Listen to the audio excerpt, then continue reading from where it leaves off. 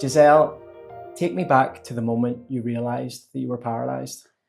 So I actually realised pretty quickly that I was paralysed because the accident was very sudden, and as soon as I hit the ground, I thought, I can't feel my legs. So it was almost instantaneously that I knew something was wrong. And then the pain kind of took over, and it then became a bit more like what's going on, people around me, and a bit more of a blur. So I knew from the start something wasn't right.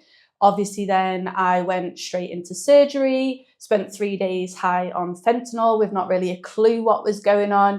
And then when I got moved on to the main ward, it was kind of things started to piece together, and I kind of woke up and realised, oh, this is more of a long-term thing. But I was still very naive, and I always thought I'd be able to walk again, to be honest. So what actually happened? It's interesting there that you can actually remember hitting the ground, and you, at that point, before hospital, before surgery, you knew there was something serious. So what actually happened? What was the accident? So I drag race. I've been drag racing since I was 12 years old. Grew up in the sport. I've been on a bike. It used to be 50cc, then a 125. And then by the time I was 24, I was riding a 1200cc Buell. And the bike, literally, it always did a little wheelie, but I have been riding that wheelie out for like 5 years. It's just what my bike did. But this one was really vicious, really sudden, and it just snapped back.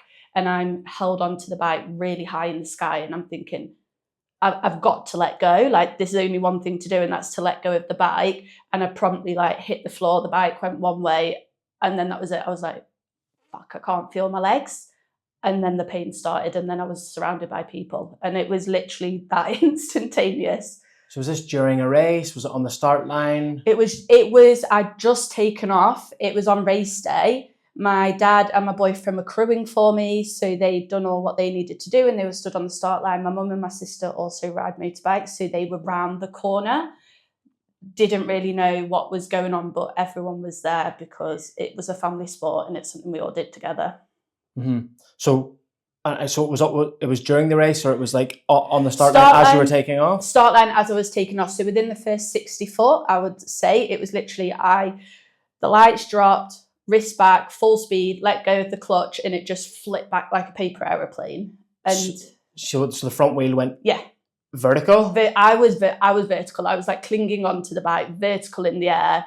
I don't know how high it was. My boyfriend says it was pretty high. Well, it wasn't off the ground. Yeah, like me and the bike were like off the ground. Oh, so there was so much power in the bike that it just went like that. Not like, I wouldn't say super high, but I'm like this because otherwise I'm probably the length of my bike to begin with. So I did hit it with some force.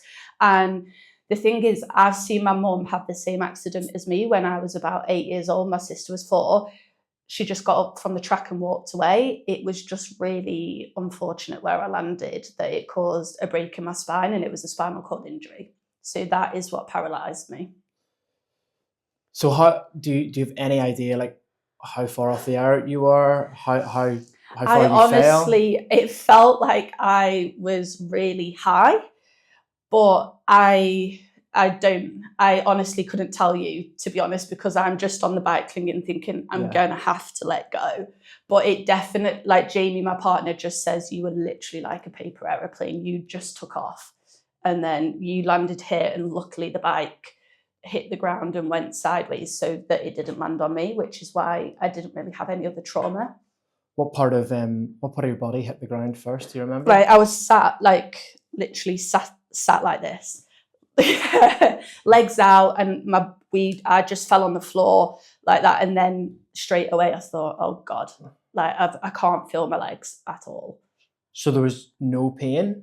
Not to begin with, no, like no pain. The realization came before the pain, and then after like 5 to 10 seconds, then the pain started, and I started screaming, and then boom, everyone was just there, like dealing with me. But obviously a racetrack is super sticky for the motorbikes, so they can't move you because you've just broken your back. They're trying to take your helmet off. They're trying not to get your hair stuck on the tarmac and my legs were like in this bent position, but they were flat. But apparently when you lose the sensation, they hold the memory of where they were, even though they're not in that position anymore, if that makes sense.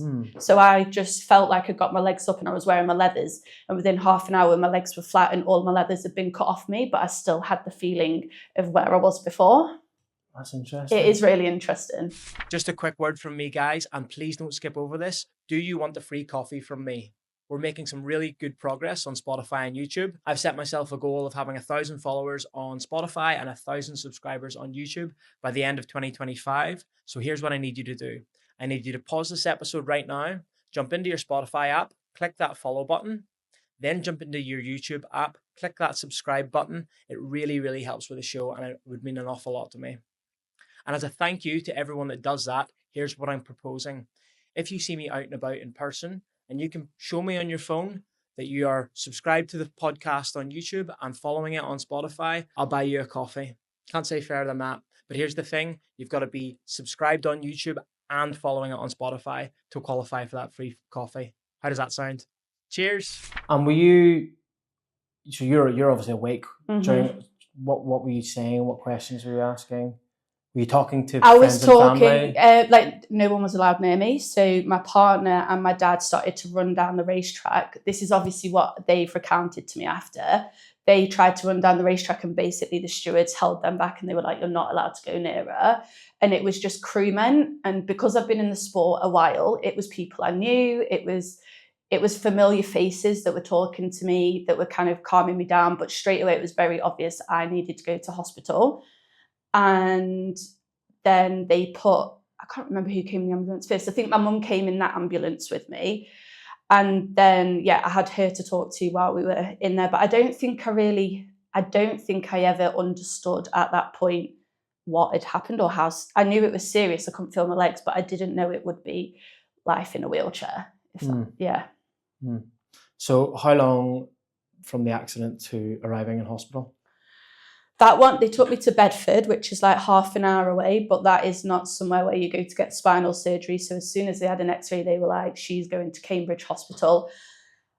I did not get an air ambulance, which is what would normally happen with a spinal injury. But because I was already in an ambulance and already at a hospital, they were like, just put her in the back. She's going to continue driving. So my mum swapped out with my boyfriend. Jamie was in with me for the second half. Cambridge is full of cobbles. So I'm in the ambulance, my mouth is parched, I'm not allowed any water because I'm going in for surgery. The paramedic I had was actually like quite jokes. So I remember him and Jamie had a bit of banter all the way to the hospital. But he's like, buckle up, kid, because you're about to have to like go through some pain. And we're going over all these cobbles on the way to the hospital. And I'm like, oh my God, this is terrible. I just remember so much pain. And I thought, can't wait till they put me to sleep. Like, I can't wait till I can go to sleep and then it's not going to hurt anymore. Should you have got like a helicopter?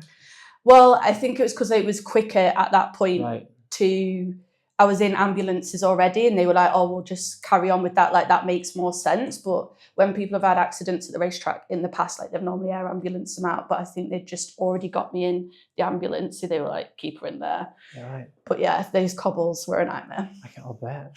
So how long until, well, tell me about the decision around the surgery. Like, how quickly was that decision made? I think they already knew on the way to Cambridge that they were like, that was happening. Apparently my surgeon got called in from Sunday dinner with his family to come and operate on me. So it was like one of those, the shows where they're rushing through and they're like, young girl, like 24. I think it was one of those. So pretty much as soon as I was in hospital, they had to do all the pregnancy checks, get a catheter in me. And then I just remember starting to get sensation coming back while I was waiting for surgery. It felt like someone had got a blowtorch on my thighs, but that was actually just the nerves starting to come back. So it was a really positive sign. But at the time, I'm like screaming the ward down, and my mum and Jamie are like, you need to calm down, like, you need to be quiet. But I was just screaming in pain. It was positive in the end, so I'll deal with that. But and then went into surgery around 6:00 that evening. The accident, I think, was at like 10:30 in the morning. So what was the aim of the surgery? What were they trying to do? So what they do is basically bone had chipped my spinal cord. So like you can break your back and it can be fine, but the bone had chipped it, which means I've got an incomplete injury. If it had severed it, I would be paralysed properly and that would be called complete. But it had just chipped it, so the surgeon had to take the bone out the spinal cord and then fix rods into my back to help fix the break. And that's what the surgery is basically, to kind of repair you can't really repair the damage in terms of the spinal cord. It's just getting the bone out and then fixing it with plates. And did the surgery go well? Yeah, the surgeon seemed pretty pleased with it all, to be honest. He was like, I think you'll make a full recovery. It's gone as well as it can do. So yeah, he seemed pretty confident with it. And that was the message the doctors initially told you when you woke up from the surgery? Yeah. So he was confident that you'd get back up and walking? Yeah. At some point? Yeah. That's what he said to me. And I do think I've learned since then that that's actually a tactic that they use to help reinforce positive recovery. Because if you're told you can't, you're going to think you can't. So I kind of went in with that naivety thinking, oh, it's going to be fine. I'm going to walk again. I remember this was in August. And I remember thinking I'm going to walk into my work's Christmas party in the December. Like I was so delusional about what had happened. And where's your head at today on that? Like, what do you I believe? think it was a blessing. I think we hear all the stories about people being told that they're never going to walk again and being able to walk again. And that's a really inspirational narrative to have. But actually the truth is, for a lot of us, you're either told you're not going to walk again and that's true, or I got a really positive message that this is going to happen. And it was actually quite detrimental for a long time with my mental health because I was so tunnel visioned on that. And it was all about getting better. It was all about walking again, that I didn't see sight of anything else. And you kind of let life, it was just too much of a focus for me. I pinned everything on this achievable goal, and it overwhelms you. Could I be doing more? Should I be doing more? How many times do I go to the gym? How much physio am I doing every day? That can be all consuming to get something that you might never get to. Mm. So it was a blessing in disguise because I never really understood how severe it was, and I came to terms on my own terms about the fact of being in a wheelchair. So when was that? It was fragments of, it was little bits here and there. I don't remember the day when I realised and I thought, oh, this is actually me. But I think that was really healthy for me as well, because it wasn't that big, earth-shattering, devastating news. It was me realising, oh, I think this might be me now. And I could come to peace with it in my own space. So it worked for me. Yeah, nearly if you had have been told that up front, mm-hmm. You're leaving the hospital with that very negative messaging. Mm-hmm. That could have been, even considering you've just been through a massive physical trauma, that could have been a very big emotional trauma to sort of load you up with at the same time as well. And it sounds like you did go and give your physio and recovery and things mm-hmm. a good shot as well, but then you've just sort of developed that acceptance nearly yourself over time. Mm-hmm. And I think that just worked in my favour. I'm also very goal driven, and I saw becoming disabled as a tick list to check off, which wasn't working in my favour in hospital, because I'm I can do this, and they're like, oh, you can go home now. And I'm like, I don't want to go home. I want physiotherapy. I want to be in the gym every day doing all of these things. But the goal setting aspect of it was really helpful for a time being for me to keep pushing myself and striving and be disciplined in what I was doing. Whereas, if I'd have gone home without hope, I don't know how I'd have handled it.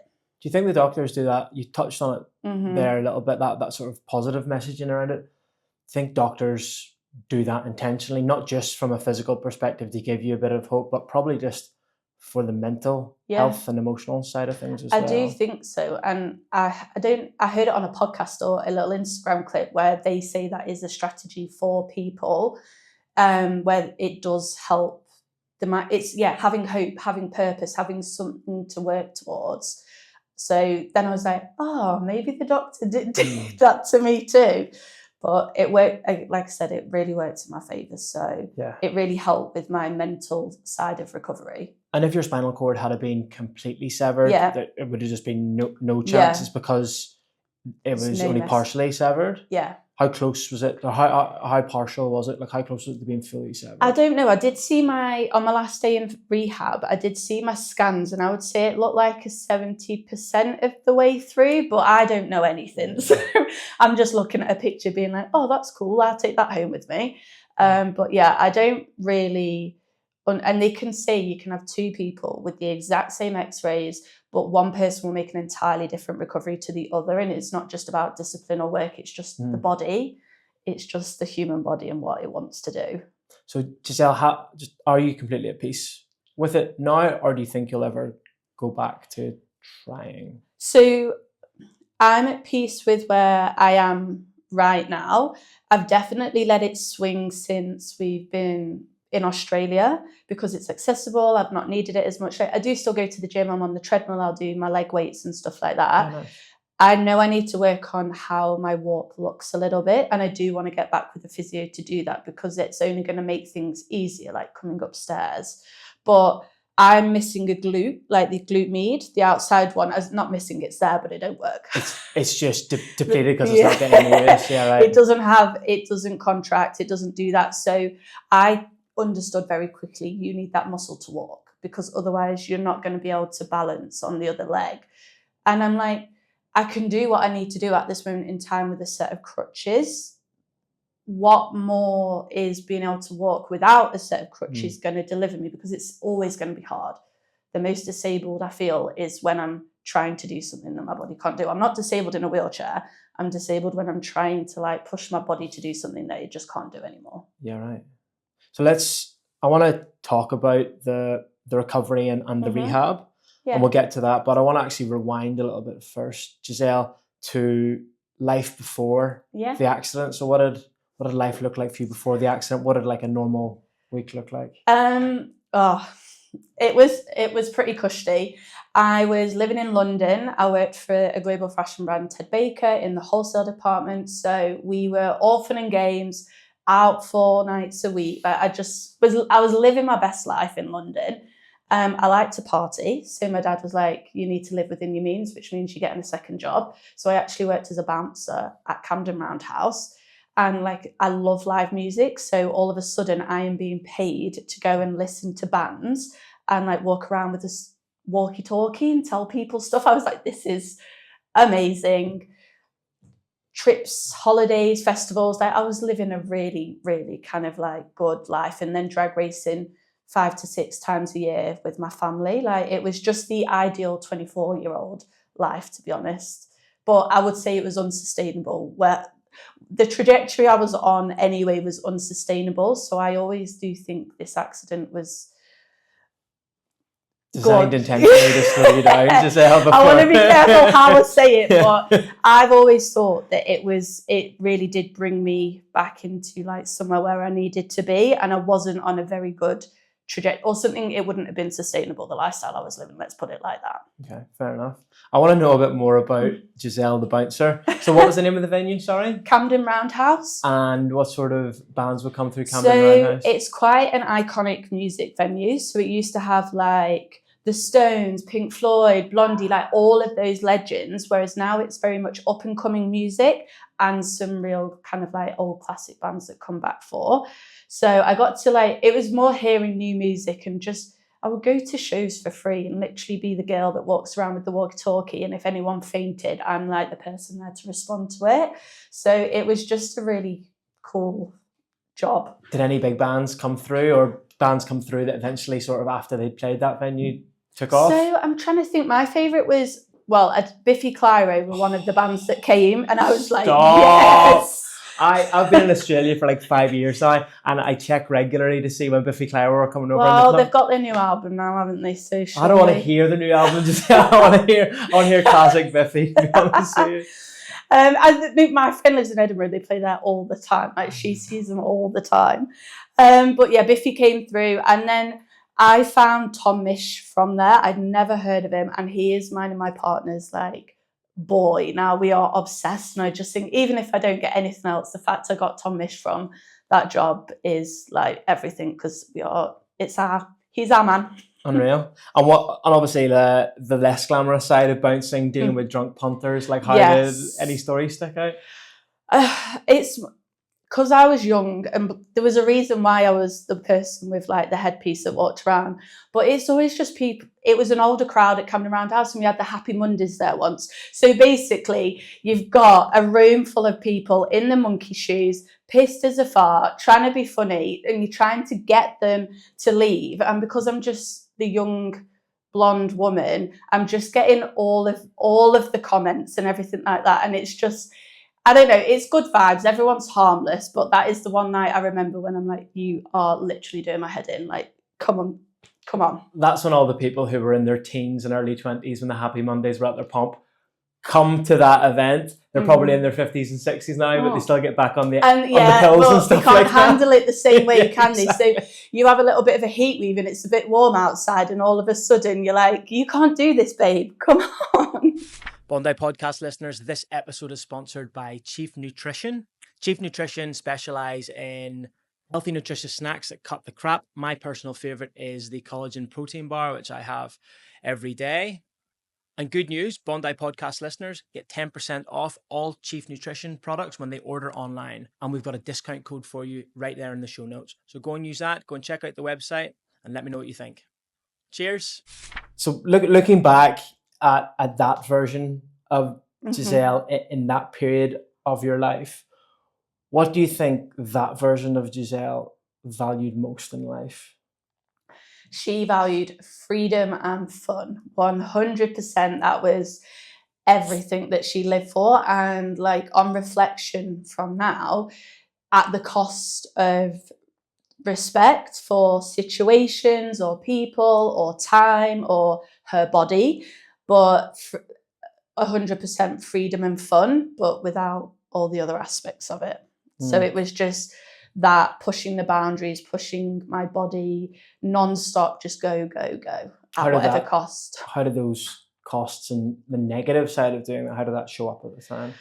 Like, I just didn't really, I would say I didn't respect people's time, or like I go to stuff hungover or off 2 hours sleep, and it's kind of glorified when you're that age. So I know it wasn't just me being like that, that's just what it was, but I do have a lot of understanding now of how that might have made some people feel, because I'd just like rock up, a couple of hours sleep, maybe still pissed, like, or looking to get back into the drink again. Like, it was just those kind of situations, and it was like Friday, Saturday, Sunday, Monday, just constant. And yeah, I just feel like I didn't really value or respect maybe some of the other events that were going on in between the nights out. It was all about the party at that point. Easily done. Yeah. At that stage of your life, in London, Yeah. in that working environment, like, easily done, right? Yeah, exactly. It's like that is what London does, and that's what everyone does. So you don't really realise it until you can separate and be like, oh, Yeah, maybe feel a bit bad about out of the bubble, a bit of perspective. Yeah, for sure. Yeah, exactly. I think if you were to talk to a lot of people who spent a bit of time in London who live over here now, they'd probably be like, whoa, how the fuck did I manage to like burn the candle at both ends? That is my and add an mum's extra end of the candle? Yeah. Yeah, she's literally, that was her favourite sentence. And now I'm just, this weekend, Oasis, and then we went to the drag strip on Saturday, and I'm like, I'm done. How did we even used to go about our lives? Yeah, exactly. So let's talk about the recovery process immediately after the accident. It sounds like you wanted to just get into that right away, like very goal oriented, determined to sort of tick this thing off your list, right? What did the recovery process look like? Or is it recovery, rehab? What would you call it? So yeah, rehab is the second bit. So I was in Cambridge on a neuro ward, and you've got to wait for a bed in rehab. So I think I went up there and I was in Cambridge for 5 weeks. So that is just a normal hospital ward. Everyone on there had got brain injuries. So I was the only person my age. I was the only person with a span of coherent mind, shall we say, because everyone else is dealing with trauma to the brain. So that was really rough. And I was just desperate to get to Sheffield and to get going and to go to rehab, but you've got to wait for a bed space there. So you're like just held in this hospital.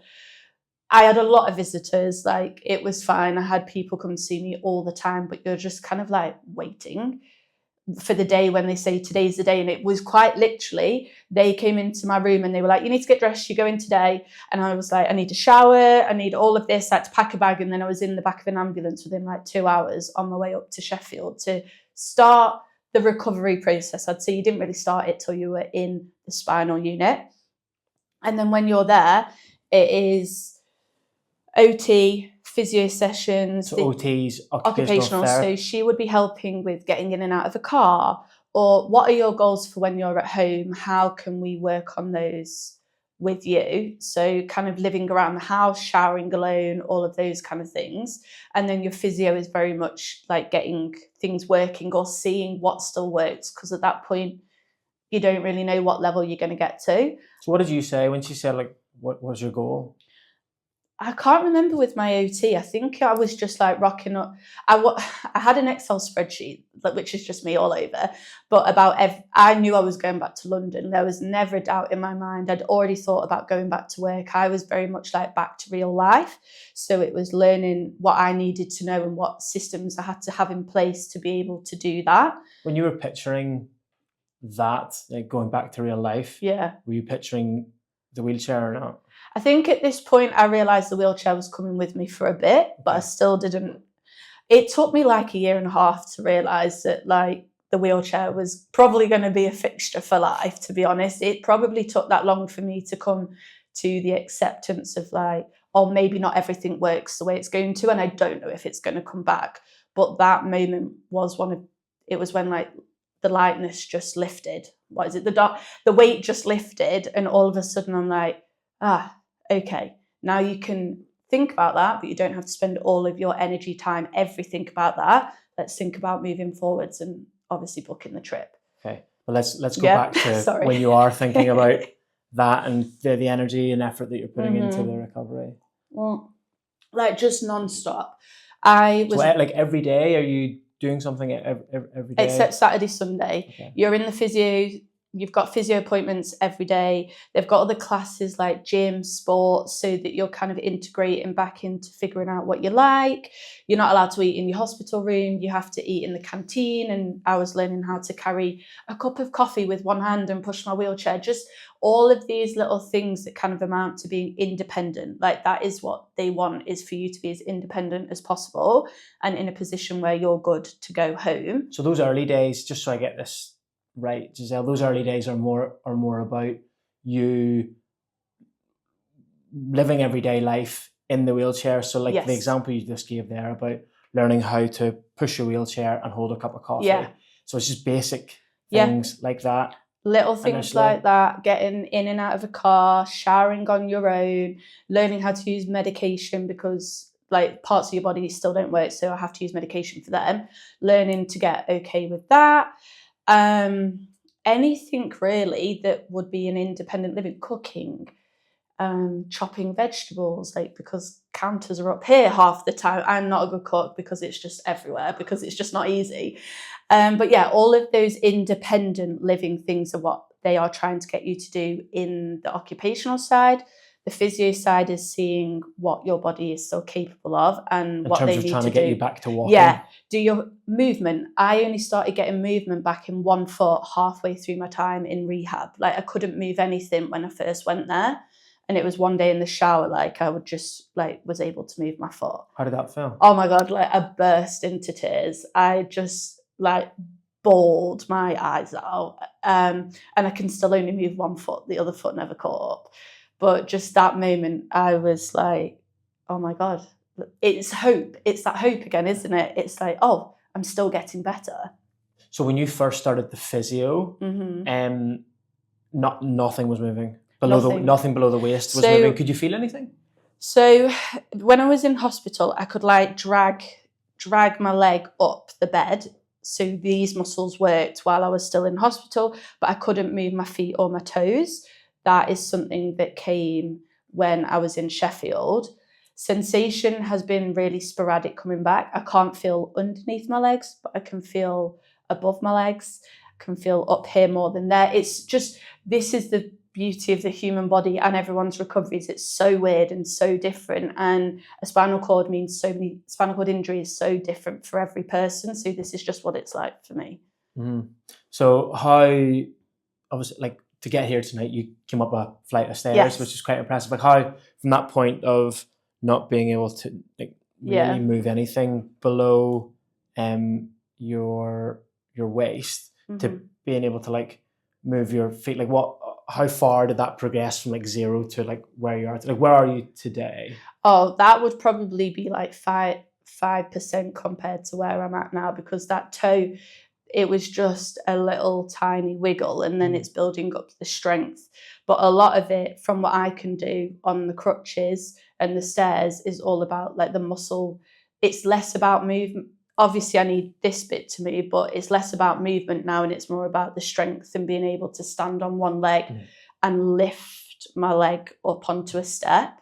So it's all, yeah, I've come a long way since like being able to wiggle that toe in the shower that day. Absolutely. You've talked a lot there about the physical side of things, so the occupational therapy side of Yeah. things, the physical recovery. It sounds like there's been a lot of, like, gym work and things in there as well, just to strengthen everything up.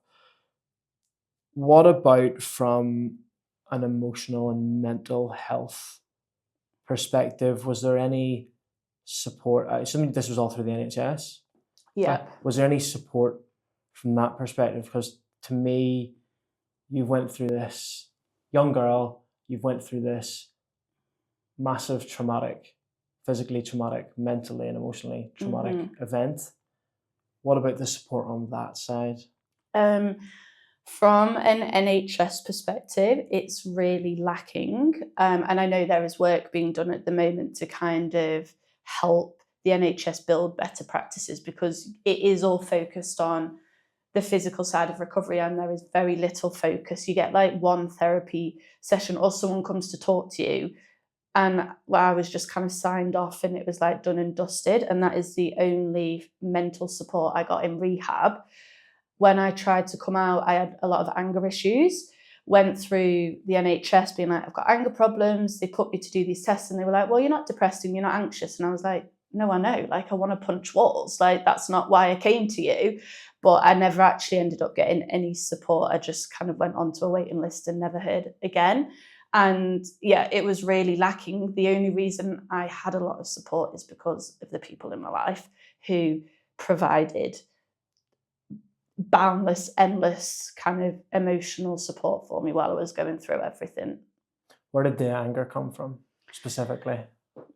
My mum said that you go through like I was going to go through the 5 stages of grief, and she was so right. So I think that anger was just part of the process. Like, I was angry at the situation. I was angry that it happened to me. I was angry that I was now in a wheelchair. Just anger from the fact that this had happened to me. And the only person I could take it out on was my partner. So he dealt with a lot of the brunt of that. And yeah, I had no release at this point, and I hadn't found fitness at this point either. So I was just like exploding with all of this rage and had nowhere to go with it. So how did you eventually redirect that, or sort of work that through the system? I still worry sometimes that it never quite got. It's just dormant in there somewhere. Yeah, I'm doing a lot of breath work at the moment, and it is anger that's coming up, like it's screaming that's coming up. But I feel like it did probably get pushed down a bit, but COVID was a year after all of that, and I feel like having a break from work, I was on furlough, the sun was shining in London, I went out every day, I read my book, I was with myself, and I started kind of my personal development journey. I feel like that really helped for me to kind of move forwards a bit. But I do think there's probably some down there that needs to kind of, get worked through at some point. So if you didn't get the support through the National Health Service in the UK, did you ever think, oh, hey, maybe I should go and speak to someone professionally about this and go private? So I was paying for, I'm supported by a charity in the UK, and they have been incredible with their support.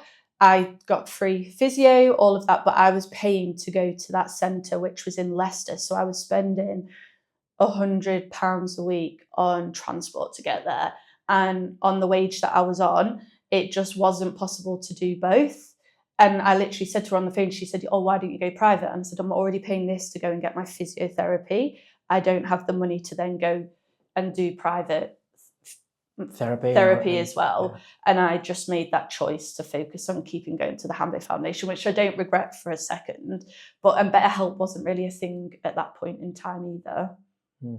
I saw your Instagram post today about you having a bit of a reluctance to go to the Oasis concert in Sydney over the weekend. Mm-hmm. You eventually did go Yes. in the end.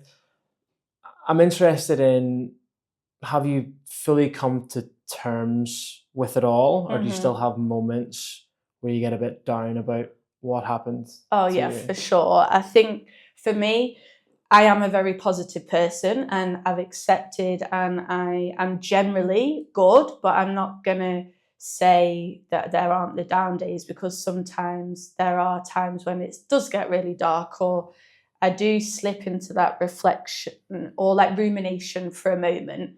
And there are things that just suck. Like I live in Bondi. Well, I don't.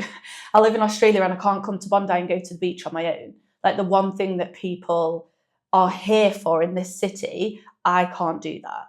My boyfriend does not wake up early. And it's to go on your like that level of independence isn't there. So yeah, I do get sad sometimes that certain things are just not achievable for me anymore.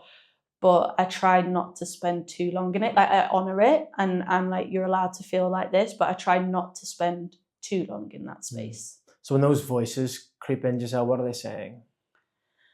It's more just a bit of sadness and grief that's not something I can do. And I think it comes with every new aspect of life as well. And I'm not nervous, but obviously becoming a parent is a big thing. And that's going to be a real challenge in itself, and learning to navigate all those kind of emotions as well. But it's just a little bit of sadness. They're not voices that are critical. They're not horrible. It's just like a bit of raw emotion, because it is shit at times that there are things that I can't do that I probably took for granted before. Mm. And when that sadness or when that anger and those other emotions come up, do you have strategies now that help you sort of work through them a bit better? So what do you do? I write. Journal? Sometimes journal, but I actually like to write. I blogged all the time I was in hospital, and for me that was such a big release and processing. Me writing something for Substack is a real way for me to process how I'm feeling and to put pen to paper and to construct a sentence. It really helps. So that is my number one strategy, is writing about it. I've also got an incredible partner, so I can just come to him with how I'm feeling and he'll honour it and we'll sit through it and then we move. How's the accident changed your relationship with your body? With my body? Yeah. I feel like actually I've been on a journey in general with wellness, personal development, all of that. When did that start? Sorry, Giselle. Pardon? When did that start? Maybe a year after the accident. It started with the Jay Shetty podcast, and it has just been a domino effect. But so for now, I have a really good relationship with my body, because I know how important it is to value wealth and to work out and to look after yourself and put quality things in. And it took me a long time to get there, but I would say I actually have a really strong relationship with my body at this moment in time. Better now than pre-accident? Oh, yeah. Yes. What I used to eat, what I used to drink, I did not look after my body at all. It was a trash can, not a temple. And you mentioned your partner quite a few times. How has your relationship with your partner changed over time as well? You guys only met shortly before the accident, right? So we worked together and we got together in the January the 17th, and then the accident was on August the 18th. So we'd literally just been together a few months. So I didn't really think we ever got to explore us as a couple before the accident, because also we weren't living together. We were just kind of in that real sweet new honeymoon phase. And then this happened. So our relationship has been built on the foundation of navigating this together. So it's kind of been like a team from the start. It's us against this. It's not, I'm the one that's disabled, but it's never really me. It's always we. And he picks up and he has to do so much and it impacts him in so many ways as well, that it really is like we tackled this as a team, which has made us stronger overall, but it's taken a long time to get there as well. I imagine it's probably been quite challenging for your partner. Mm-hmm. And you just, and speaking to you, Giselle, you seem like the sort of person that likes a challenge. You said, hey, I know we've just been through all this stuff. Yeah. Let's go and travel the world together. So let's get into the traveling. Yeah.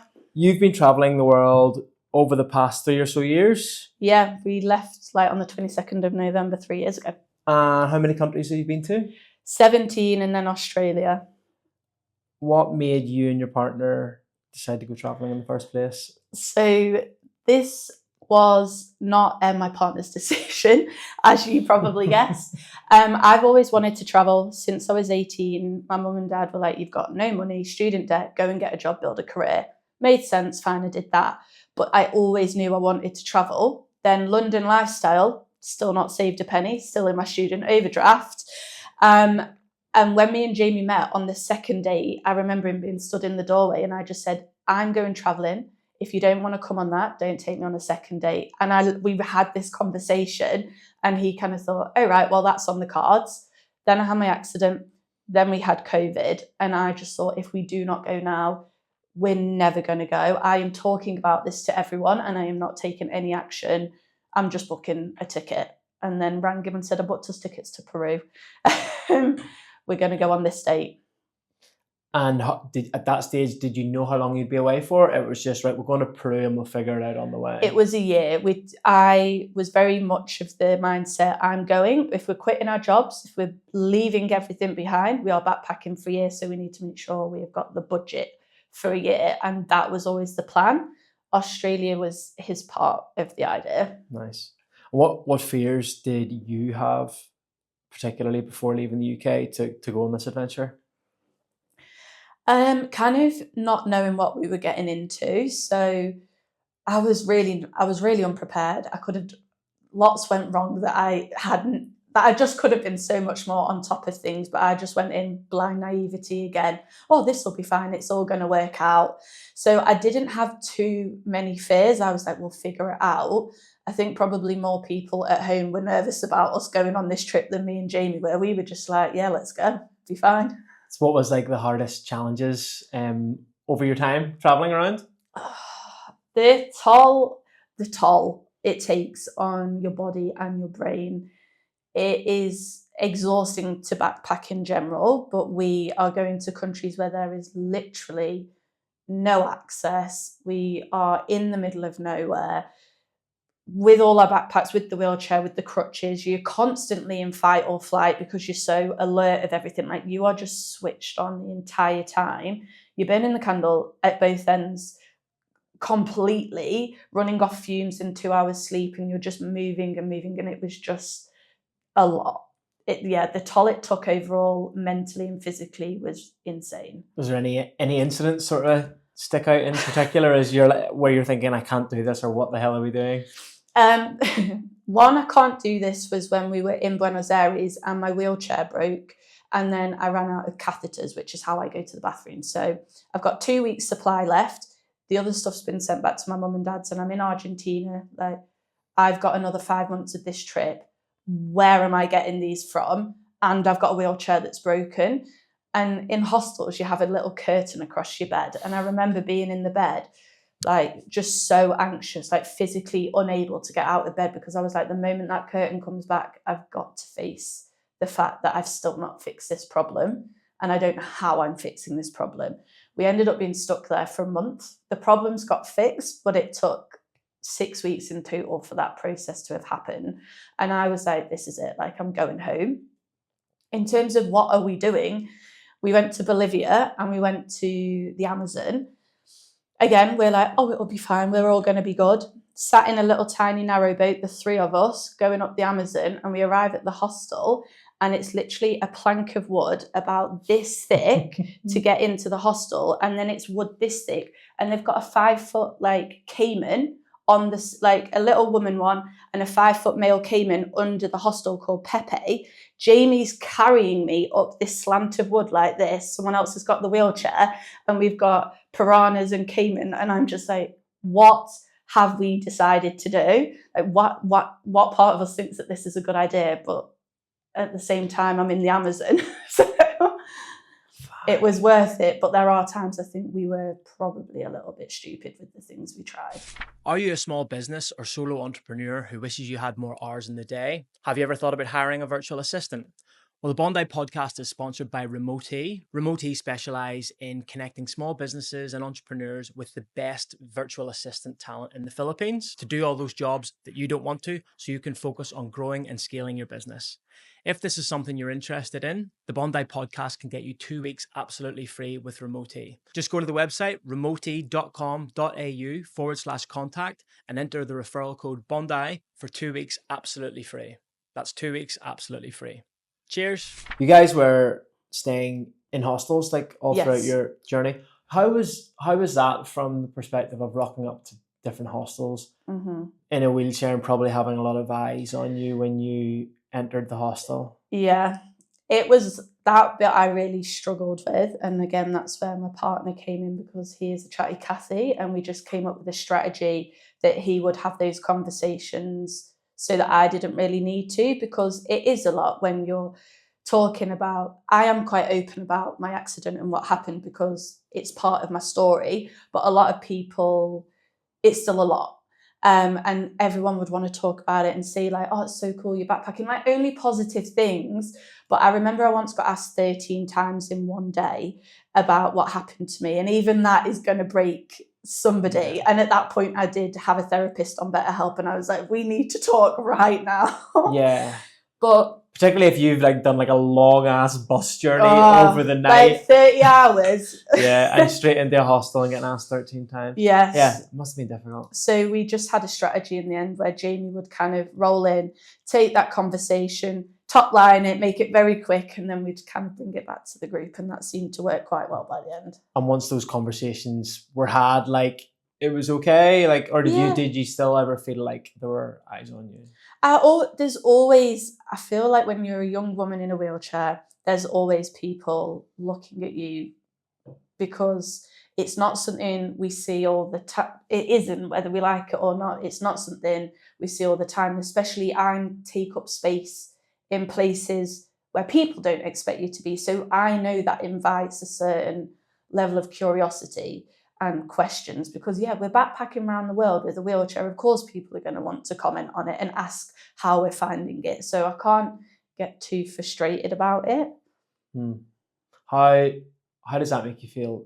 No, it must still happen today. Like how do you deal with that, or how does that make you feel now when you're, as you said, in a place where people might not expect you to be? Yeah, it depends on the kind of person that meets me with that curiosity, to be honest. Like if it's little kids are like, you're a princess to them, they're just, and that's really nice, and I'll always try and like, that's cute.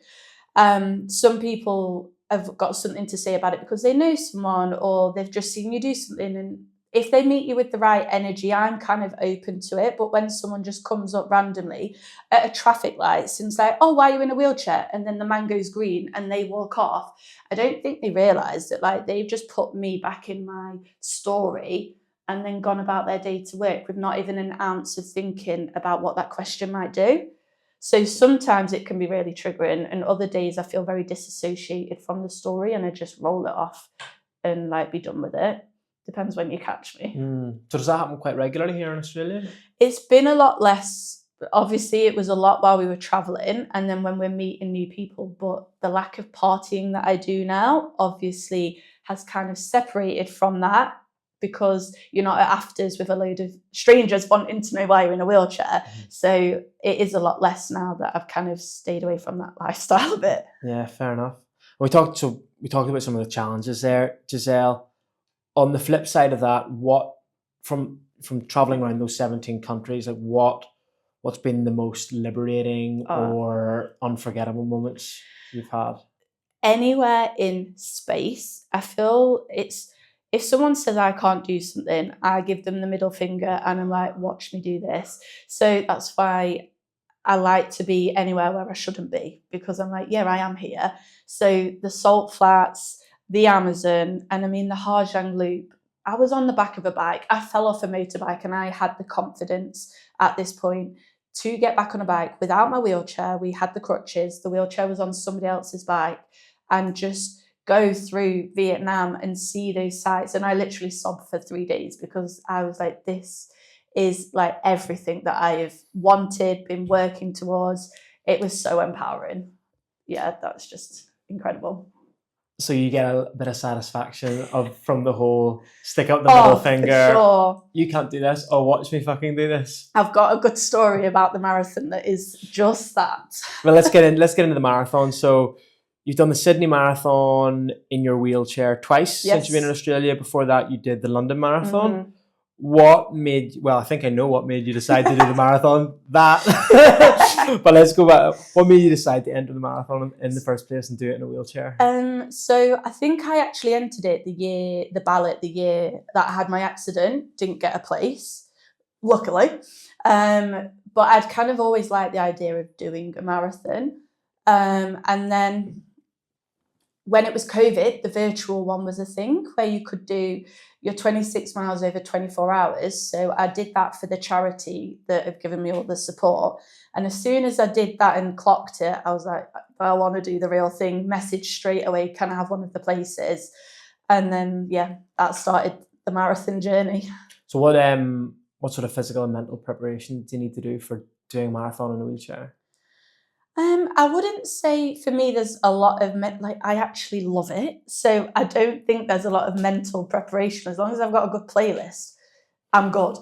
But physical preparation, obviously, you are pushing a wheelchair. It is just your arms that you're relying on. So it's just doing the same training as somebody else, getting up the distances, and hills obviously are awful on the way up. So I do like to do a little bit of hill training as well.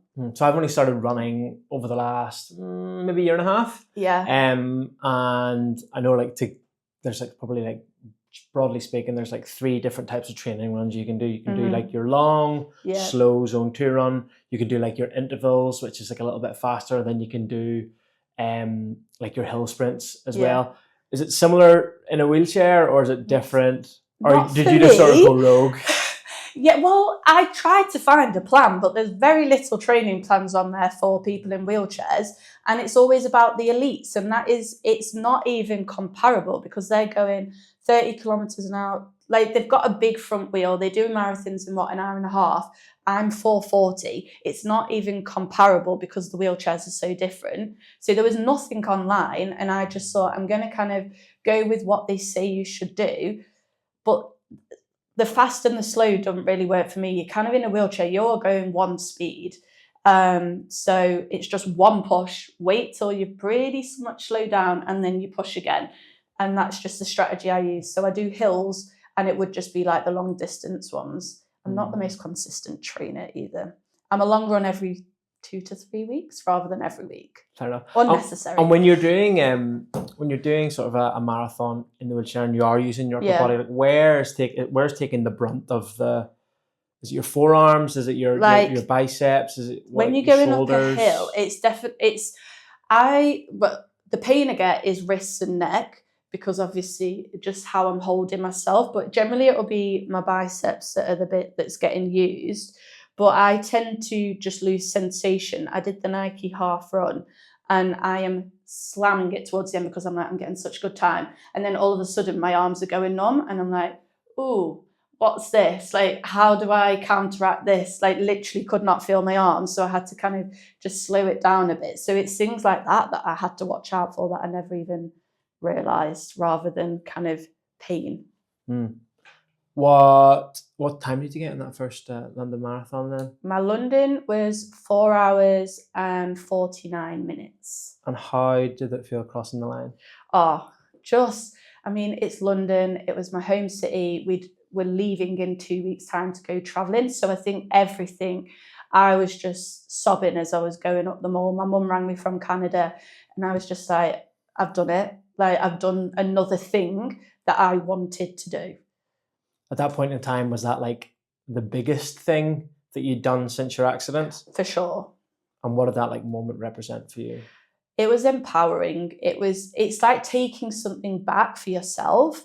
It was that moment of being like, I still get to do this and I'm choosing to do this. And it is really a sense of achievement as well. I am someone that vibes and thrives off achievements. That's how I've been raised. So for me, it was just that moment of like, yes, I did this and this is all me. It's all me, this one. So yeah. And how did you go on the Sydney ones then after that? So I had a nightmare on my first Sydney experience. The wheelchair broke on the way to the marathon. I definitely manifested it. I was so worried about it. And it literally snapped on the way back from the toilet. I am hysterical. Everyone is like, what's wrong? What's wrong? And I'm like, my wheelchair's broken. I'm doing the marathon.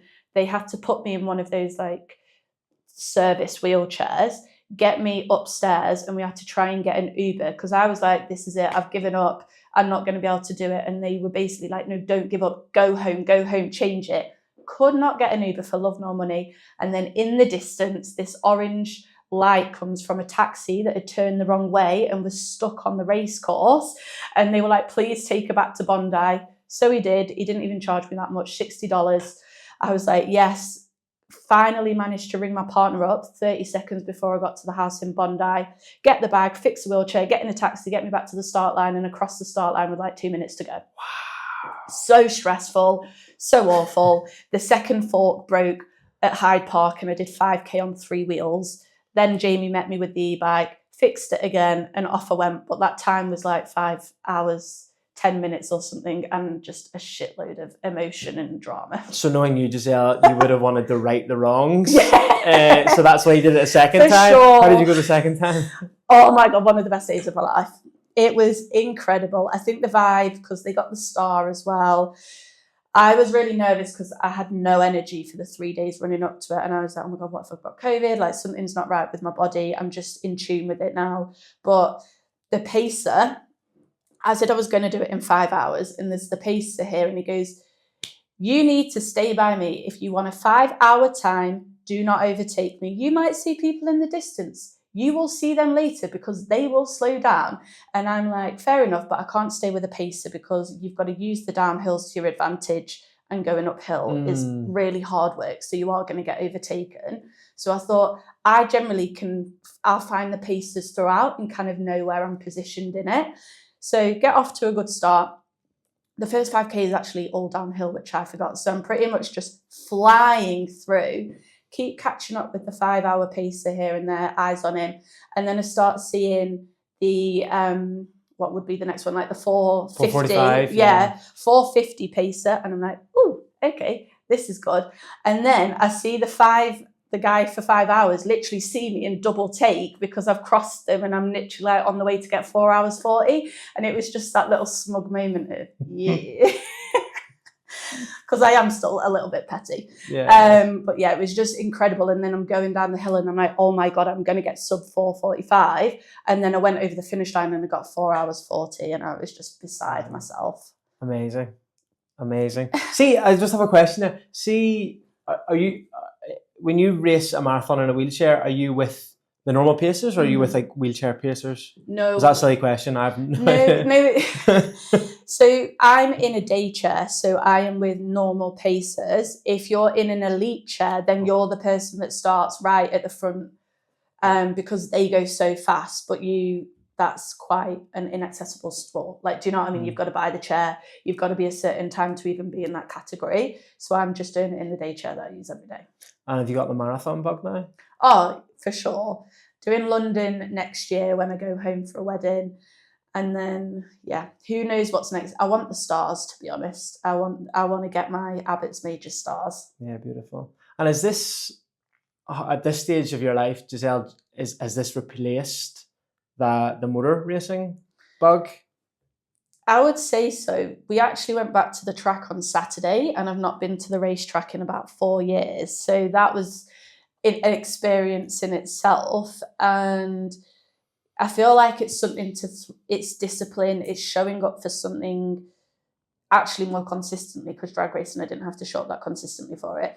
But it's something to do and an energy to put my focus into. So yeah, it probably has replaced that kind of thrill in that sport and the high I got from riding motorbikes than I'll get from finishing marathons.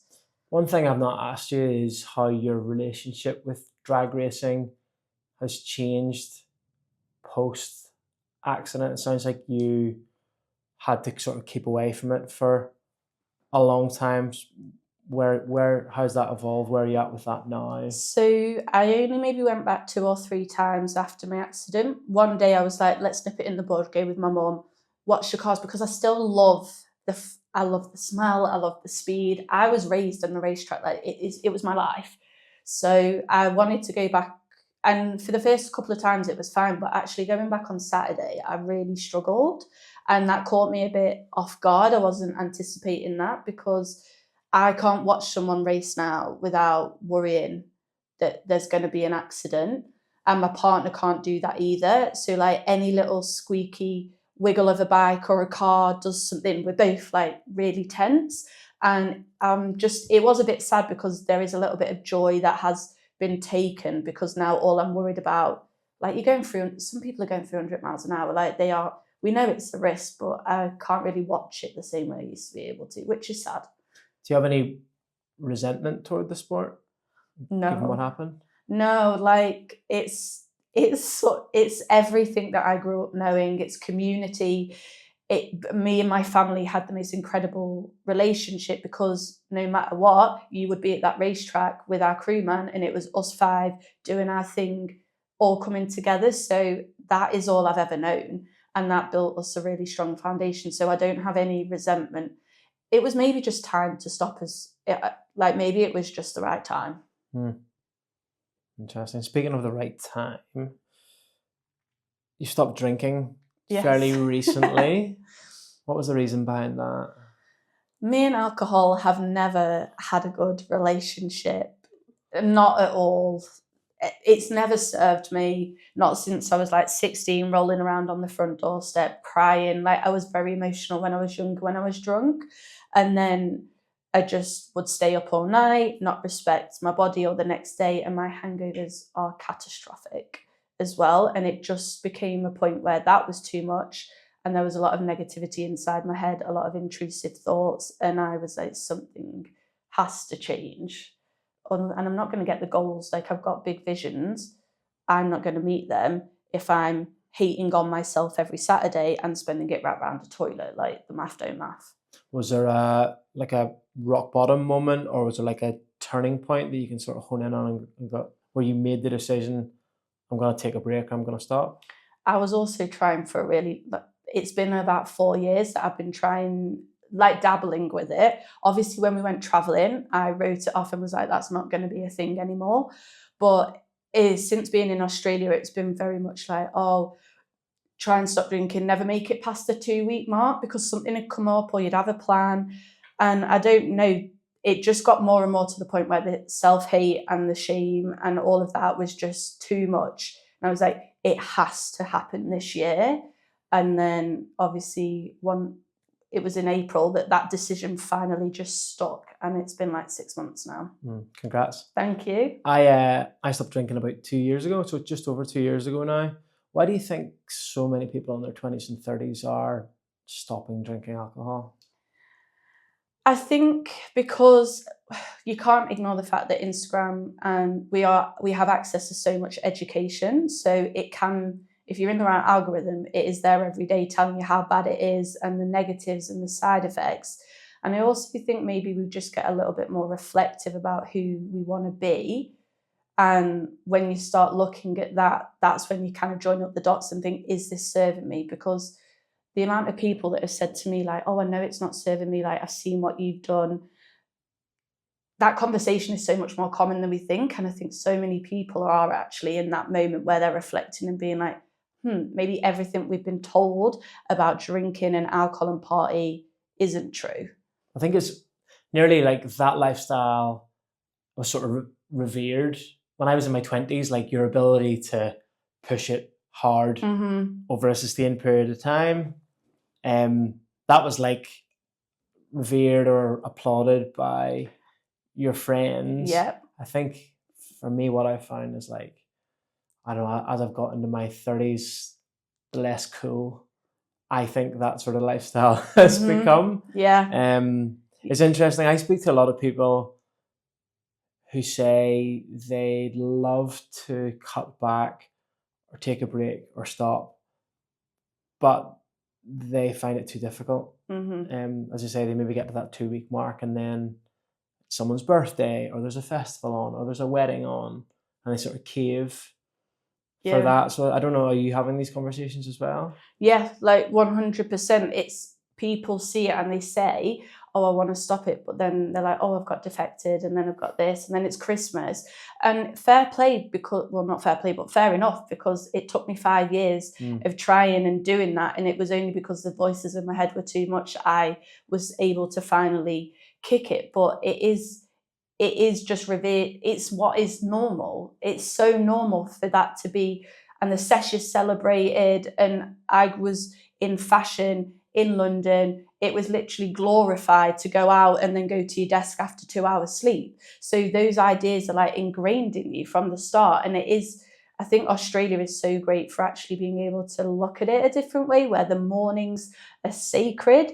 And I do feel like if I hadn't have come to Australia, I don't know if I'd have been able to stop drinking. But here it's actually celebrated to kind of get up, go for the run, see the sunrise. So it really leans into that a bit. Yeah, I'm the same. I think if I was still back in the UK, I probably wouldn't be, I'd find it more difficult. I think you're right. I think Australia is sort of set up to help you a little bit along the way. What have you found most difficult over the last 6 months with giving up alcohol? Chatting to drunk people. Like, that used to be my thing. I love a deep chat. But now I can't even fathom the conversation. I've just got nothing to give when it gets to a certain point, and it's just a big turn off now. And it's really sad because obviously these are people that I love and I want to have those conversations with them, but I just physically, I'm not a very good liar and I'm not a very good pretender. So I'm just like, I'm done. And I find that really hard because I want to be involved in all the things, but then my energy goes like zero and I've got no time for just drunk chat. I've just got no time for it anymore. And it's a shame because that's still what everyone else does. So I find that bit hard. Like, they've got 0%. So saying no to an alcoholic drink isn't the hard bit. It's being around everyone when they're on a different mindset to you. Yeah, there's usually like an inflection point in the night, and that's when I smoke. I've got really good at smoke bombing because if you try to say your goodbyes to everyone individually, they're like, oh, where are you going? Just stay and have the same drunk chat. But there's usually an inflection point in the night where it's usually around 9:30, 10 o'clock when people start repeating themselves. And that's when I go, guys, I'm out. My bed's calling, my dog's calling. It's absolutely fine. Do you think you'll continue? Is that you? Oh, this is me. Right. We always, like, me and Jay talk about this a lot, and we're like, we always knew the moment that I give up, that would be it. I've done the hard bit now. Why would I put myself through all that again? I hope this is me forever. So you were very confident that once you give it a proper, commitment to it, that would just be you on the path. What do you think about it is about your mindset or your attitude toward it, that you found it relatively easy to stick to and get to your 6-month mark, that the other people out there who say they want to cut back, but they maybe can only last 2 weeks, they can't do what you're doing. So what is it about you that separates you from them? I would say it wasn't a good place where I was the day afters. And that got so much that I was like, I can't keep speaking to myself like this. I can't keep having those thoughts. So almost effectively, like, there is that rock bottom. I think Millie Gooch always says something like, you would never wait till the house is burnt down before you call the fire brigade. You should put the fire out early doors. And I think I've always had that in my head. And I've always just had that idea of like, if this is where you are now, what could this become? And that was enough for me to finally get too scared and just make a change. But I've been that person for 5 years. And I think sometimes people, now like, oh, like, how did you do it? And I'm like, you don't understand the inner turmoil or the 5 year. You see me now 6 months in, but it took me 5 years of trying and failing before I got to this point. So it's really hard to say why this time was different. It just was, thank God. There's only so long you can listen to those voices for, right? Yeah. Before they start to have a really, really detrimental effect on how you show up and see yourself. So yeah, exactly. So Giselle, just coming back to the accident, has your definition of happiness changed since the accident? I would say 100%, but I felt like I was just surviving before, just going through the motions, doing fun things, but just because that's what you did, never really like fully conscious and present. Whereas now I actually feel joy, and it's all in the little things. I think happiness, my perspective on life has just completely shifted since the accident, and that includes how I see and how I feel. So are you happier now than you were before the accident? Oh, 100%. Like, into my life, it's because I've had to work harder to get here. So my life, everything is about pride and empowerment and being like pleased with how far I've come. My connections are richer, the sun shines brighter, just everything is like that little bit more bright. And so, yeah, the mindset I am in now compared to who I was before is just like miles apart.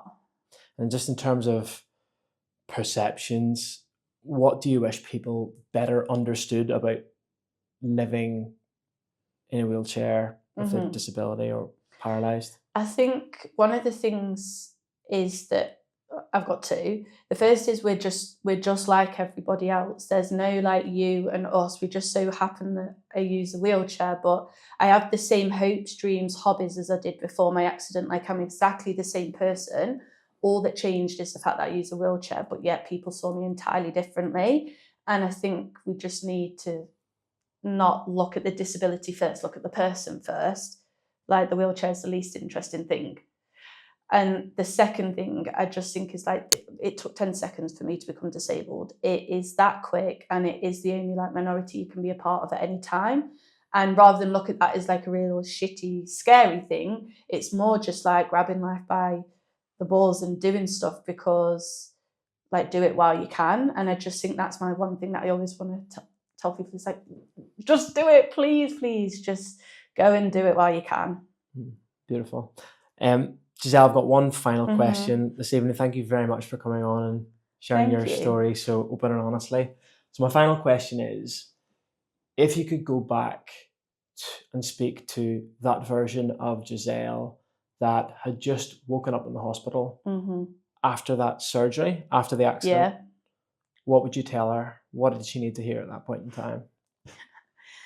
I would tell her like, I'm laughing because they basically said, do you want someone to come in and speak to you about life in a wheelchair? And I said, you can absolutely get to fuck. Like, I don't need someone telling me how great life is going to be, because right now I am savage and I am upset and I don't want to hear that conversation. So that's why I'm laughing, is because I'd have thrown myself through a wall. But in general, like, it is fine. Like, the worst thing that I thought could happen to me in the world wasn't that bad, and it's actually made your life so much richer and better, and you're on a trajectory now that is going to serve you and other people so well. So I'd just be like, don't be scared. Like, just ride the wave, ride it out and do you, because me being me is what's got me to this point so far. So, yeah. Beautiful place to leave it. Thank you very much, Giselle. Thank you. Cheers.